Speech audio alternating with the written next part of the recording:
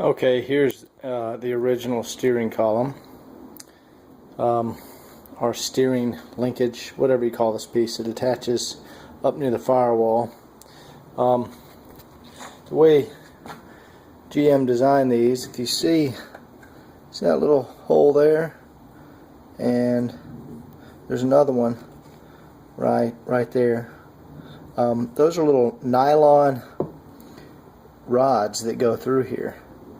So see how this part is slips into this part here. The upper half slips in. So if you were in a wreck and your chest crashed into the steering wheel, this would slam down, and those two little nylon pins here we go, here and here, they would break, and this would go into the steering column, or this would collapse into this one. So I think that came out in 69 or 70, something like that. But these are easy to restore. Right in here there's a little, you can't really see it, but I'm going to have to clean this one up. There we go, you can see just the top of it right here. See that little metal piece right there? Let's see. That little metal piece right there is a spring, and it actually goes all the way around, but you can stick a screwdriver in there and pop that spring out, and then this piece will slide out. That spring holds the boot, in there, and let me see if I can pop that out on camera. It's kind of tricky to do, so I doubt I'll be able to do it on camera, but I'll try. Alright, let's see if I can hold this one in hand. There we go, put a screwdriver on there. Oh, no, not going to be able to do that with one hand holding the camera. Anyway, you put a screwdriver on there and you press down real hard, and you can pop out the little tab of that spring, and then this column will slide out. And there's a part number for this boot that you can order. I think it's actually off of a Jeep, and it's the same boot. So you can take this out, clean it all up, repack all this with grease, put a new boot on there, and then here, I don't know if there's a there we go. See that little clip that goes right around here? There it is, you can see it. That clip holds the boot in place, and you can order those. They still make those as reproduction clips. You can get them on eBay. But anyway, so you see what it looks like now. I'm going to clean it up, pop the spring out, repack it with grease, put a new boot on there, and reuse this steering column. Okay, I just went off camera and popped this spring out. What I did, I pressed, see if you can see, I pressed down in this slot, and you can see I was able to push out this spring. And this spring, see how it has a little tab there? See a little bevel tab that goes into that slot. So now that the spring's out, and it also presses in on the other side here. I had to scrape this old grimy boot. Had to scrape it out so I could then pull this housing off the steering shaft. Now, what you'll see here when you pull it out is this little, I think it's called a universal joint.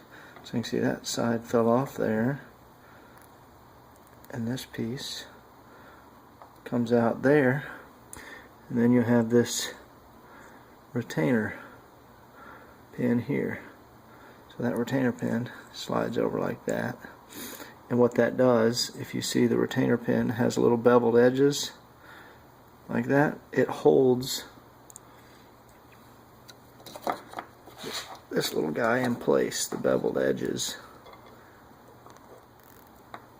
See the beveled edges hold it in place so it can pivot. This will just press straight out.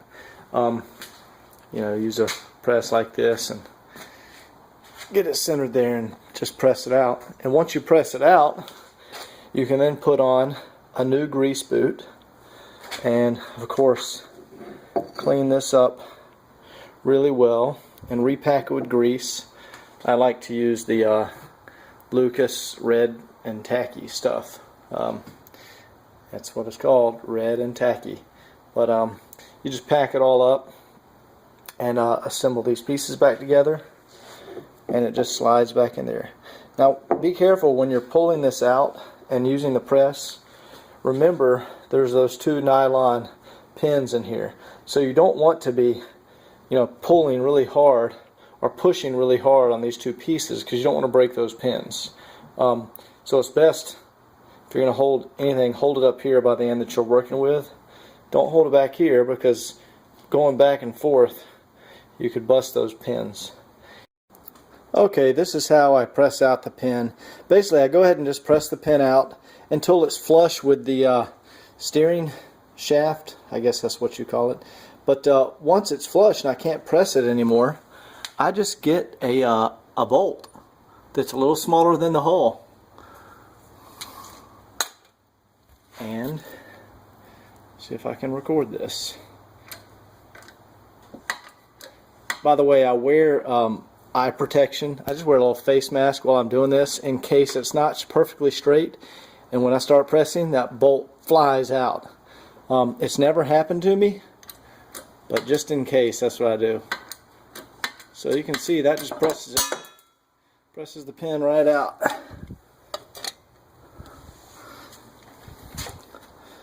Alright, so there's our pin.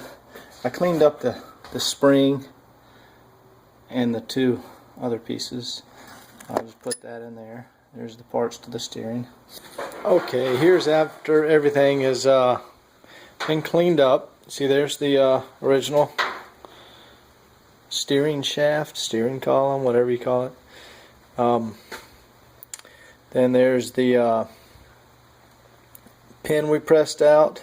Alright guys, here's the new boot from Summit. Part number is OMX 180 181. And, well, I'm not sure how far I got in the last video, but here is the completed intermediate shaft. You can see it's been cleaned up very nicely, and there's a new boot on there, and it's been repacked with grease. And it looks brand new. That's how you restore a intermediate shaft. You can see the little clip is put back in there. Let's see if I can get it to focus here. A little clip runs right along there. You can see the tip of it popping out right there, and that's what holds the boot in there. Anyway, thanks for watching.